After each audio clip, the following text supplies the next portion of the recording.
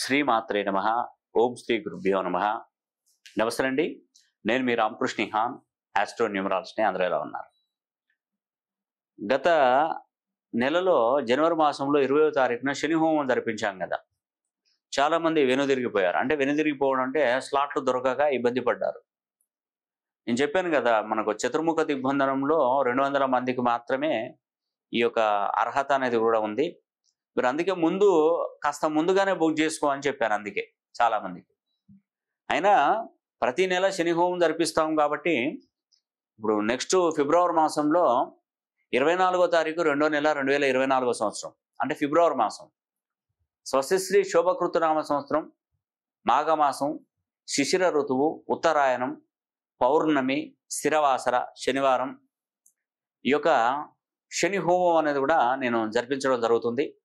కాబట్టి ఇప్పటికైనా ఈ యొక్క చతుర్ముఖ దిగ్బంధనంలో మీ యొక్క గోత్రనామాలన్నీ కూడా మాకు పంపించినట్టయితే ఒక వస్త్రాన్ని తీసుకొని ఒకవైపు నల్ల నువ్వులు, ఒకవైపు తెల్ల ఆవాలు ముడివేసి చతుర్ముఖ దిగ్బంధంలో ఒక పాత్రలో 200 మందికి ఈ యొక్క వస్త్రాలను కూడా మనం పెట్టడం జరుగుతుంది.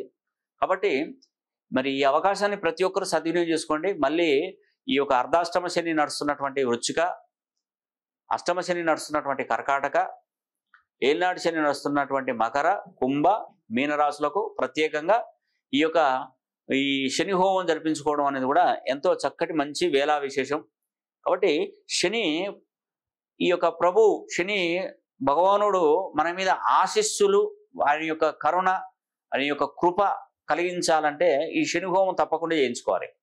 శని పీడితమైనటువంటి కష్టాలు ఎలా ఉంటాయంటే, వ్యాపారాలలో రకరకాలుగా నష్టాలు, ఇబ్బంది పడుతూ ఉండడం, భార్యాభర్తల మధ్య గొడవలు స్టార్ట్ అయిపోవడం, తర్వాత మానసిక ఆందోళన, దేశ విదేశాలకు వెళ్ళాలనుకున్నటువంటి వారి కళ నెరవేరకపోవడం, ఒకవేళ అక్కడికి వెళ్ళినా కూడా అచేతనంగా ఉండడం, నష్టాలు రావడం, మళ్ళీ ఇండియాకి తిరిగి రావడం, ఇలాంటివన్నీ కూడా మన స్వదేశానికి, విదేశం నుండి స్వదేశానికి తిరిగి రావడం, చదివినటువంటి చదువుకు ప్రతిఫలం పొందలేకపోవడం, ఉద్యోగ అవకాశాల కోసం ప్రయత్నిస్తున్నటువంటి వారు ఉద్యోగాలలో చాలా వరకు దగ్గరగా వచ్చి మిస్ అయిపోవడం, ఇలాంటివన్నీ కూడా ఈ శని ప్రభావం వల్లనే జరుగుతాయి.